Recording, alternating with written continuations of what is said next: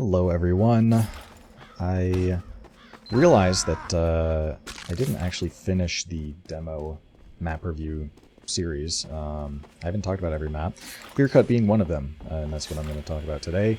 I actually just talked about it for about 11 minutes before realizing I was actually live streaming it instead of recording it. So I'm starting over here from scratch.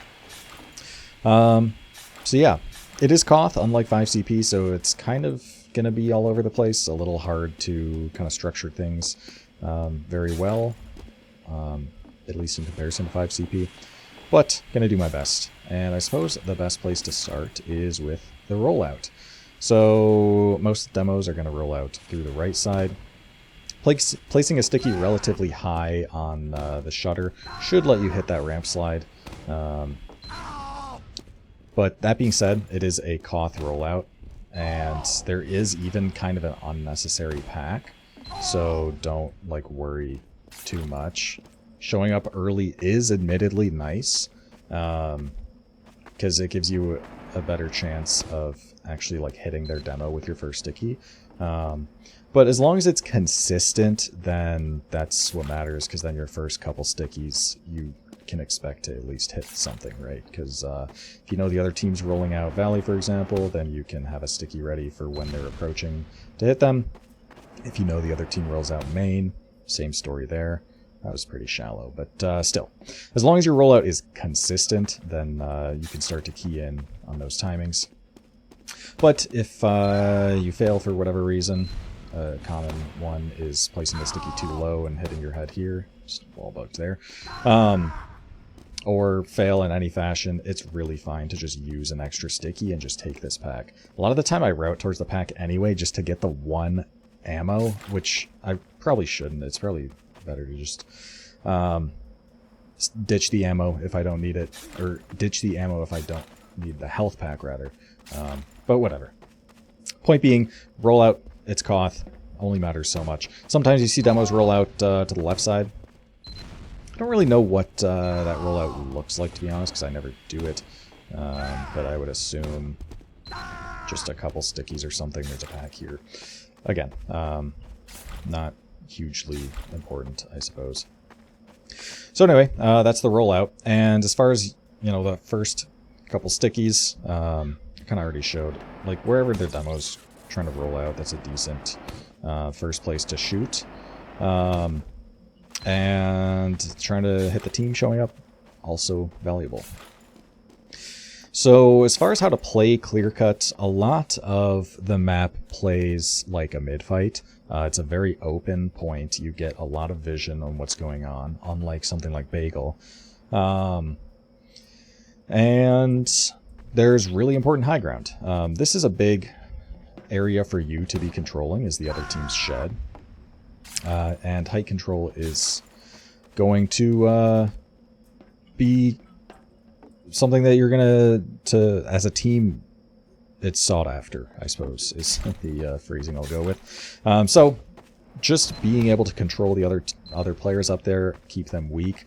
If you know your flank is trying to shove height, then by all means you can be assisting them and trying to get damage on those players, so maybe they turn into kills, but at the very least you get height control, and that forces the other team's demo to worry about that.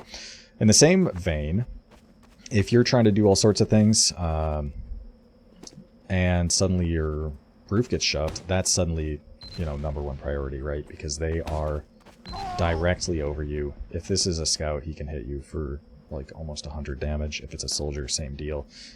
You're very close to them, and if you're playing very aggressively, or not necessarily aggressively, but playing in a standard position, considering that, and you're unaware of that, you can die very quickly.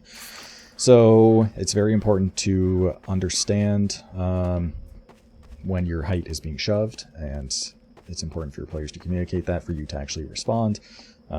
Because that's kind of #1 priority. I suppose as far as like priorities of what to shoot at are, the #1 kind of depends between a player on, or like a shove on the shed, and players like very aggressively crossing the point. Kind of there is a bit of a value judgment to be made there over who's more directly threatening to you. But those are both like very, very important things to shoot at. But if neither of those are happening, then it is also kind of a tie between the other team's height and their combo standing in like a standard position, right? I suppose a higher priority actually than a player actively crossing the point is a player trying to cap the point, usually a scout. And from your standard position, you can just lob stickies over. These are just completely uncharged, and they're going to be landing, you know, on these corners where they're trying to cap. That's an important target to shoot at, but yeah, if there's nothing actively happening and you're just trying to spread some damage or damage players, then just these like barely charged stickies, you can see just barely charging them at all with a little flick. Those are all going to be landing in that standard positioning where the other team's demo is likely to be standing. And I suppose you might be able to shoot a little more, get the med. Really depends. But yeah, very easy to get damage in that position. And likewise, again, just barely charged stickies. You can see they're landing here on the roof to varying degrees. And quite easy to just get a sticky to just pop. And hit these players. So yeah, when there's nothing really going on, then controlling the other team's roof, trying to get damage on them, and trying to get damage and spam on the other team's combo. Both great options. So that's kind of the target priority in a very standard situation. Yeah. What else? So Clearcut's a very difficult point to cap.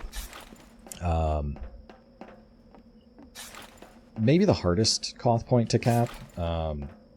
Like in comparison, Bagel is so easy to flip. You can flip the Bagel point off of relatively small advantages.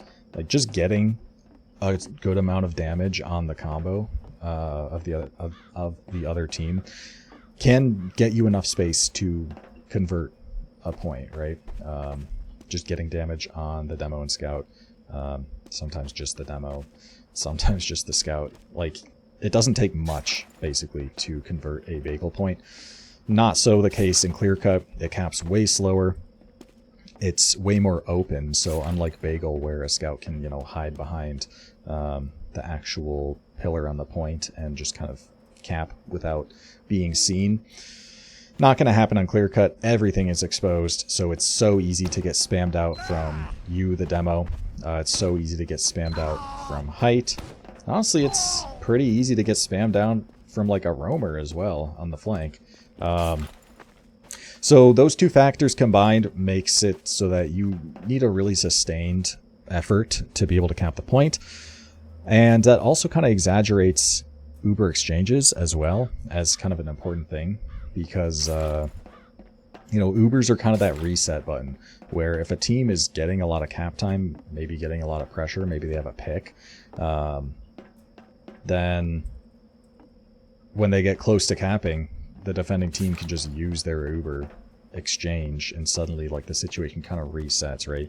So it's pretty important as the attacking team to get Ubers out of the way on this map. And that's something you have to keep in mind as a demo. So in those cases where you have the point, be mindful that the other team might be trying to get Ubers out of the way, trying to take an exchange. As a result, you might want to play a little more passively. Just make sure you're with your med. Make sure that you are savable so you don't get dropped, because that would, of course, be bad. And in general, compared to a map like Bagel, where even when you have the point, still being aggressive is helpful just as a kind of disruption method, such as, you know, a team still shoving a house, such as you as the demo still maybe looking for an aggressive timing across the point, stuff like that. Clearcut, I'd say that's less pronounced. Getting soldiers behind maybe still useful, stuff like that. Still fine. But you really can get away with playing much more passively and much more defensively oriented when you have control of the point. So that's something to keep in mind, like just carpeting, just stalling out the clock. Totally fine. Just controlling stuff. What else? Let's see. We talked about... as far as getting aggressive goes, I don't know if I mentioned this, but I don't know if I mentioned it in this recording particularly. But as far as getting aggressive goes, it's usually across the point, and it's usually going to be with your team, of course. So if your flank's trying to shove shed, for example, and you help them out with that, and now they have shed control, fantastic opportunity to get a little aggressive. And similar to other maps, you don't really need to be like full crossing into the other team's territory to be very effective. If just getting aggressive enough to where suddenly like now these exits are being controlled by uncharged stickies, which means like literally everything can be shot at. And because you're closer to your opponents, you're also going to have higher damage ramp up. So you can really do a lot with very little positionally. That being said, Valley's a little bit closed off, so you need to walk further up to actually see that. But one of the most important skills as a demo is being able to hit players without necessarily seeing them, just by knowing they're there. So if you see like a team kiting behind the shed, you should feel comfortable enough hitting those players without actually seeing them. So yeah, something to keep in mind, getting aggressive across the point. One thing that I really don't do on this map, but I think is still valuable, and I will see demos do it, is actually taking like a... I forget what the call out was for this little mini valley here, because valley are usually referred to... whatever. But getting aggressive on the left side towards tower, then you can do a lot to control the other team's shed and do a lot of damage on that front while still being able to like look at and shoot the point. And in some cases you can even rotate back across point. This is a very like aggressive position to be at, but if the other team doesn't really see it coming and you have like shed control, for example, or you hit these players a lot so you know they're not just going to peek over the shed and like two rocket you or something, then you might be able to get a lot done with a timing like that. It is somewhat comparable, I suppose, to a demo finding a timing to play Left House and Bagel, you'll see occasionally, but I think a much less committal version in comparison.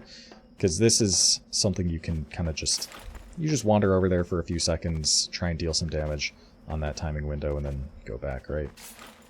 And likewise, on this version, B16A, one of the major changes actually is that you can walk up to this roof as any class, which was not the case prior, and that's really strong. I've only played maybe one match on this version, because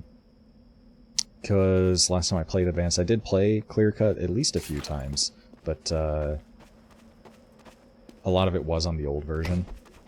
And I find this actually was quite strong on demo, especially since like you are often going into your shed to get this ammo, and sometimes finding an excuse to have a house timing or like a timing on the roof can be quite nice, just like sinking across this or something. It's a really strong position to go to every once in a while, kind of similar to the left side, honestly. So while you can get most of what you want done from this kind of standard position behind the crate and in front of point, finding those timings to maybe rotate to a side for just a moment or two can be quite powerful, depending on the situation. Yeah. What else? One thing that I'll mention, because there isn't really a better time to talk about it, is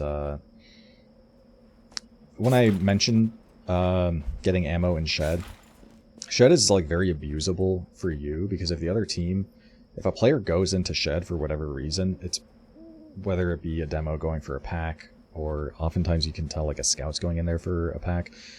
Sometimes a scout goes, you just kind of know a scout's in there and you know that a player might want to cap. That's a very blind corner for the other team, and it's a blind corner that's quite close to you as well. So if I see a demo rotate to get ammo, then this is a fantastic sink to throw off, and you can just kill players. You can kind of destroy them. In some cases as well, just leaving the carpet if you don't get the sync timing can be quite nice, because suddenly their demo has a very long rotation backdoor, and that's abusable. So keeping in mind who's in shed is quite important, and definitely something you can take advantage of. Okay, what else?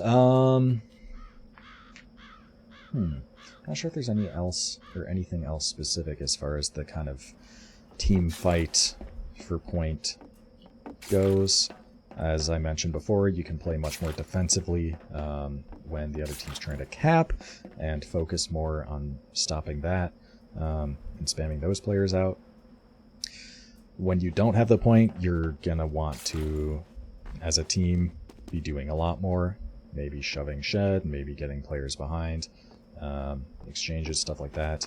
As a demo, again, exchange type of deal. Exchanges are often going to be taken on you defensively when the other team's exchanging into you, because you're a big target for them to shoot at, so you being saved with the Uber. Honestly, avoiding flashing your Pocket Scout, like in those types of situations, is even better, usually, unless your Uber is so much better that you want to chase, which won't be the case particularly often.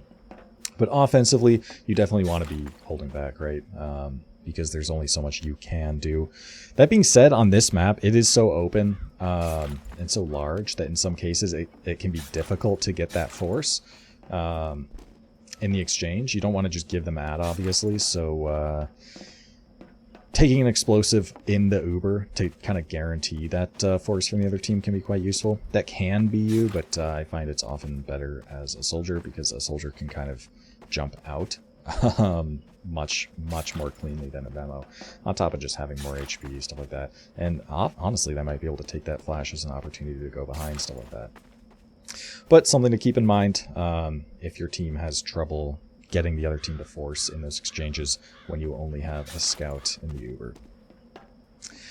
Okay, let's talk disad, because there is, well, disad, your life is a little, I mean, it's just cost, so your life is less important than your medics comparatively to 5 CP.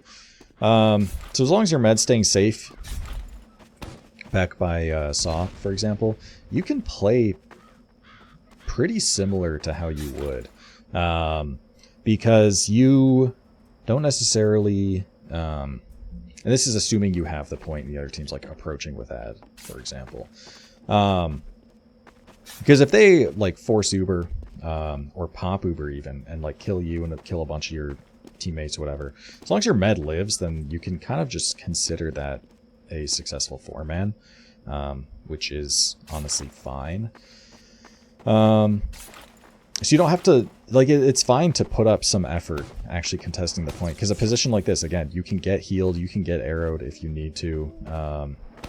So obviously I'm playing a little more passively like back here than I would over here in that kind of example, but definitely want to be kind of putting up that fight, making it difficult for the other team, because again, Clearcut can be very, very difficult to actually convert the point. In some cases, even like in an even Uber situation, having a kill is not enough sometimes. So that's going to be something to consider. But if it's a situation which is disad and you're approaching, the other team has the point, then you're looking for a 4-man, right? Now, that being said, it's important to spot where the other team is. First of all, you don't want to be like caught to some random Uber where they're hiding in your Saw and suddenly they're like using out into your yard. But more commonly, it's a matter of recognizing, oh, and another case would be in like your shed hiding to try and spring the trap that way. But the more common question is going to be whether they're bunkered or not. So the Clearcut bunker is in shed.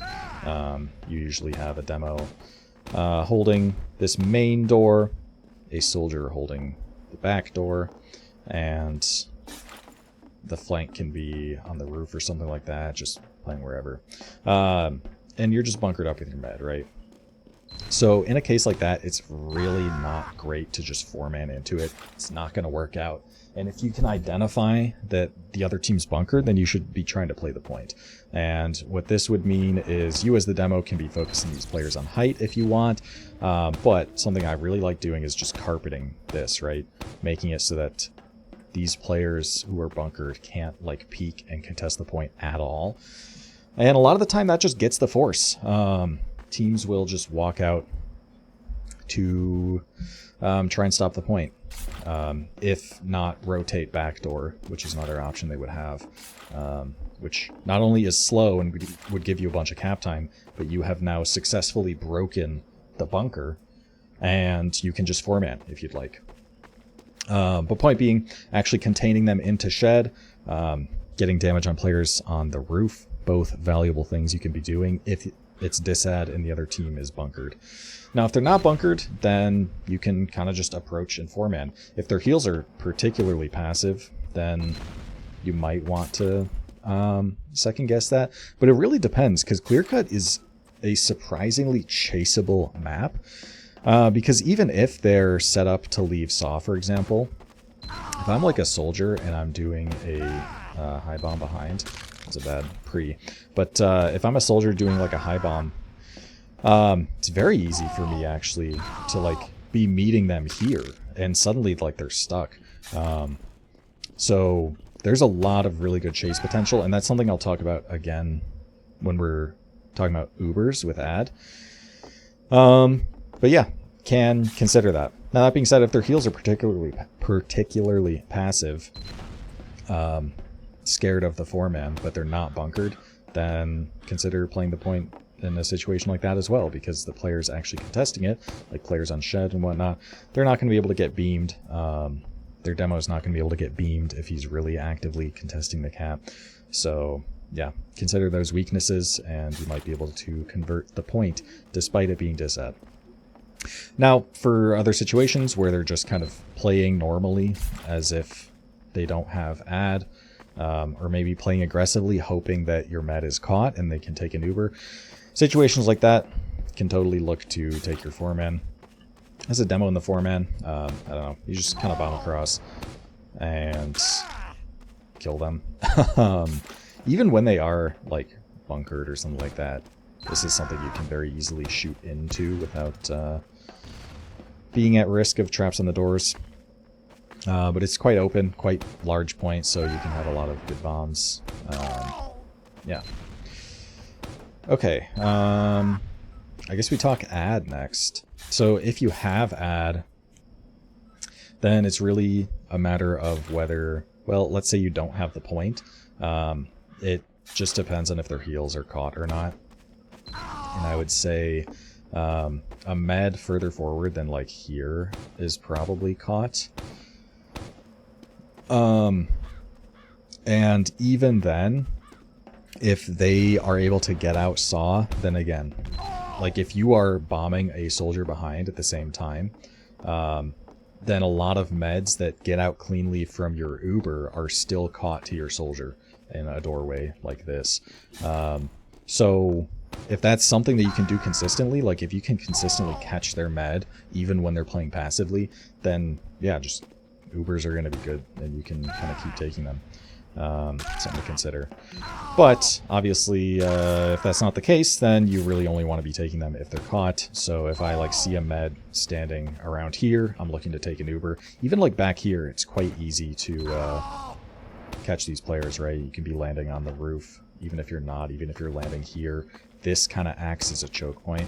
So unless they're passive enough to where they can get past this point, then even a player here, pretty passive, or a medic here, is still likely going to be caught. Because, again, that's like the real sort of choke point doorway in this situation. Places to take Ubers from, if you don't have the point and you were pushed out at some point, then main is not a bad door if you're looking for a blind use.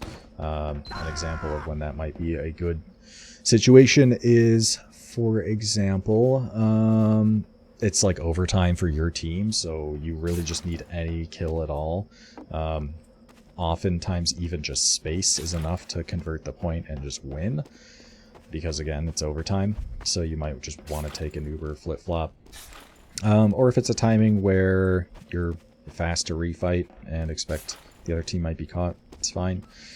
Other than that, like approaching first is often fine.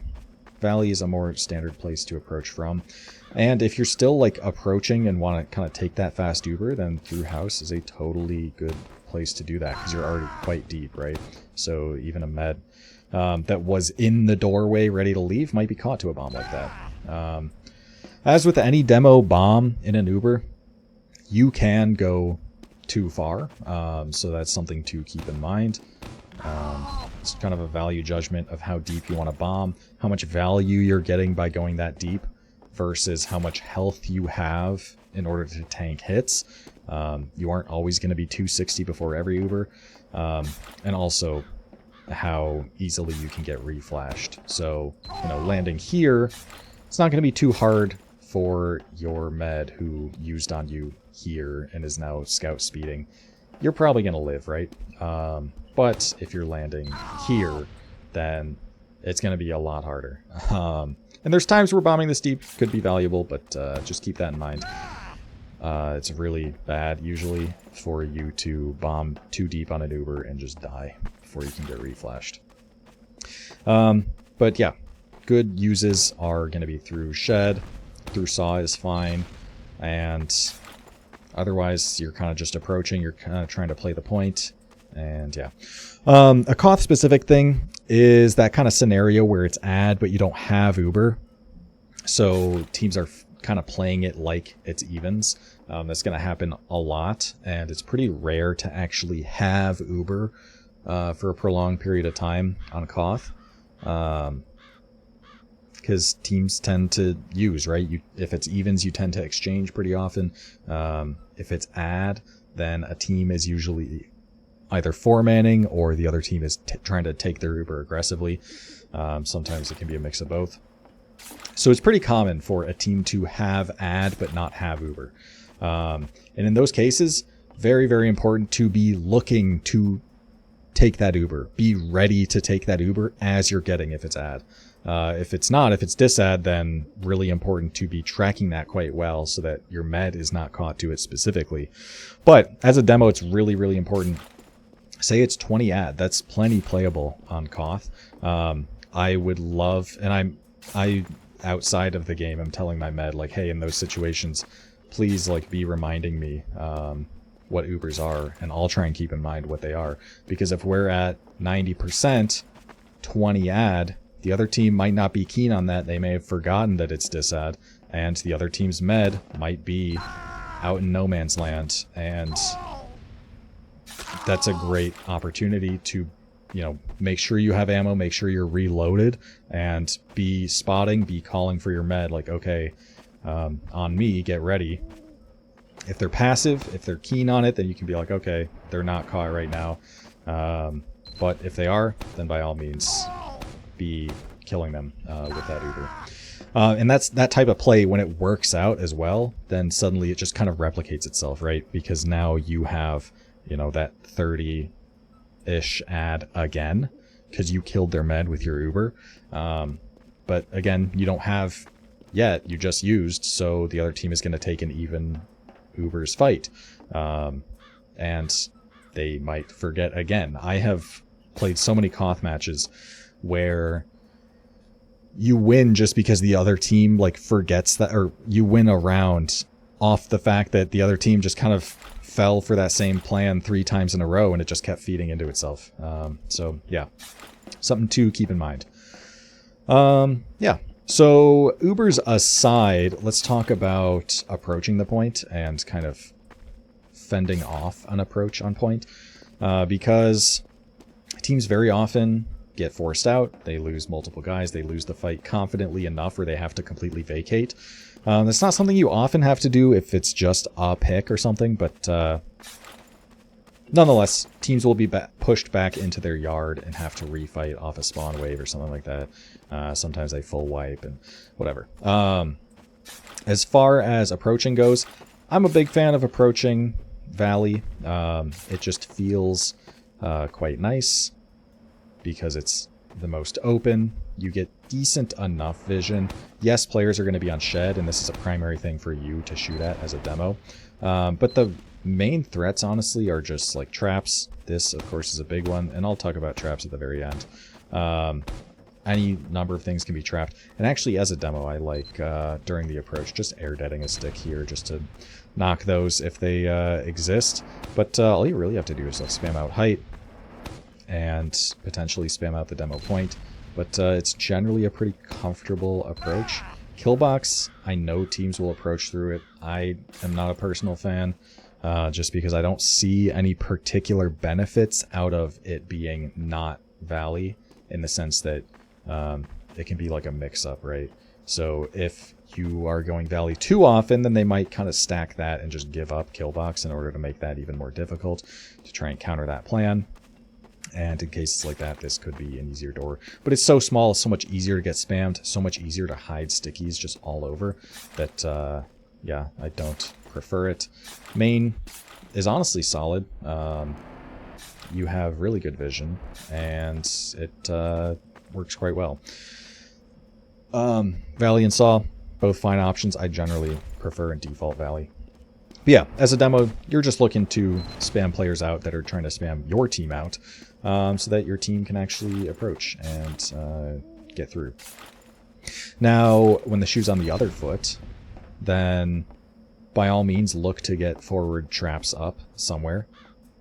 You usually can afford to trap 2 doors or something like that. There's plenty of good traps to do, which I'll talk about again later. But this kind of position is fine. I honestly stand on the crate a lot of the time because you just get to see everything, right? And it's really easy to get spam. And you can, in fact, be spamming over the shed. I should give an honorable mention, actually, to the lock, because this map is really, really good for it, from my experience, because it's so large and open, especially in those like even Uber's team fights, where one team's trying to cap the point. When you're in this kind of standard position, Iron Bomber is going to like extend to the point, but Lock, you can just beam all the way across, right? And that can be quite nice. But yeah, from this position, you're just trying to make their approach difficult, maybe get a trap kill, but as they actually take the space, then you can concede that, right? And yeah, pretty simple. Now there is a forward hold on Clearcut. It's probably the most uncommon forward hold to see because, again, the map is so large that you really need special circumstances to be able to set this up. And typically as a demo in the forward hold, you're holding right side. So trap the right side and you can help out main as well. And playing here is fine, honestly. If you really want to like hard commit to the right side, then you could be playing in a position like up there or in Killbox. But I like playing in main, to be honest, because you're here with your medic. And you can kind of help out all the doors while having that one particularly trapped. It's not a particularly robust forward hold from my experience, and yeah, it's not that great, but it's important to know if the kind of stars align. You want to at least know where people should be positioned. Okay, is there anything else? I don't know if there is. If that's the case, then let's just talk about trap spots, because there are a lot of good traps on this map, honestly. And unlike a map like Bagel, where your really only opportunity to set up traps are during a forward hold, Clearcut, you can kind of set up traps pretty often, because there's a lot of cases where the other team is pushed back, but you're not really setting up a true forward hold in that sense. So let's start with just the traps when the other team gets forced out, because there's a lot of decent ones. If they get pressured out really far, then this is actually something I'm a big fan of, is trapping like this, maybe even the crate. And that's not something that you'd be trapping from this far forward. You can trap that adequately from back here. But what's nice is this can be spotted from safety, right? Back door. And if you win a fight quite confidently, let's say like you get a few kills, then a demo rolling out might just be here. Because teams are expecting this place to be relatively safe. And if you're waiting, then you might just get a really important kill that suddenly they have to wait for another spawn wave to refight, which can be quite useful. The bread and butter, honestly, and a very common one is that. That should get cleared every single time, but to be honest, it doesn't. And if you can det, then you just get that kill.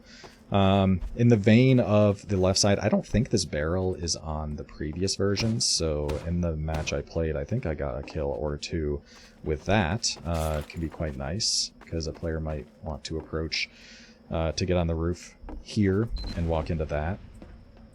Trapping the rock, just trapping surfaces that they're not going to see. I'm curious because I see there's... No, it's not going to work. I've seen traps in the saw. Some are going to be more obscured than others. Even just...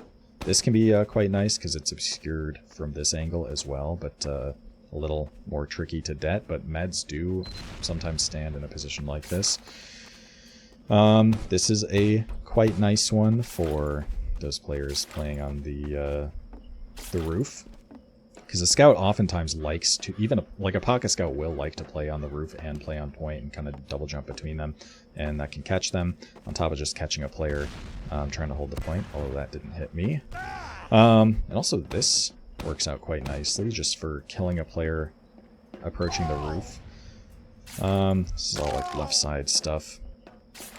Shed can be nice. It's something that you're gonna more often than not have to like blind it, but if you're expecting the other team to, for example, be taking an Uber through the shed, let's say they lost the fight, like they lost 2 guys, so they had to leave, but neither team used Uber, so the first thing they're gonna do when they reapproach is exchange. In a situation like that, trapping the shed can be quite nice, and especially something like this. There have been times where I read that kind of play coming, and I have that trap up, and the pocket scout runs around the corner without using, and they just die. So, yeah, something to consider.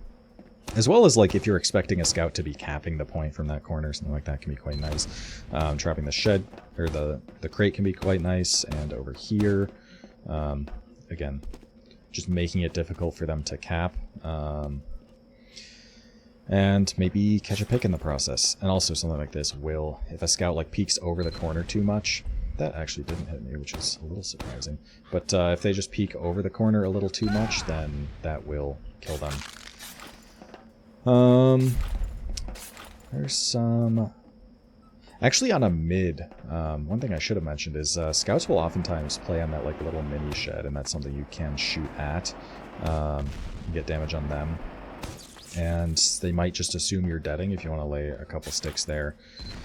During a mid-fight, there's going to be some right side stuff. Of course, just any doorway is very trappable. These wooden planks, just anything. And the light as well is quite nice, because that's going to be very hard to see unless you're specifically looking for it. Which you should do if you're going kill box, but again, so difficult to get past all the sticks kill box. I don't know. This one I'll set on occasion. I don't know how much value I've gotten out of it, now that I think about it. And I've theory crafted... Actually, now that this kind of little area exists on the flank, this... If you like have the time to set that up, that will... very easily kill a member of the flank, and you can pretty easily see them going up there, depending... This is a more, like, aggressive place to play, but you can see some going up there. Could be nice. I don't know if there's anything else. Point being, there's a lot of different opportunities to find trap timings and set up traps, and definitely something to look out for. I've actually gotten, like, kills with that, as crazy as it sounds. Although that was like back in Maine, I suppose. But yeah, plenty of opportunities. I suppose you could even like trap deep. Whatever. Just basic trap theory stuff. Just kind of read what you expect your opponents to be doing. If they're going a door pretty consistently as they push out, something to maybe trap more heavily. But find out what you can set up and yeah, find those opportunities. Okay, I think that might be it for Clearcut. Yeah, I didn't have like a lot of the specifics of like playing around the point like I did for Bagel, for example, because it's pretty self-explanatory from my experience. You just see the guy on point and you can shoot at him. Yeah, just kind of hit your shots, I guess. But yeah, that's all I have to talk about Clearcut. Hopefully that was useful, and yeah, I'll see you all next time.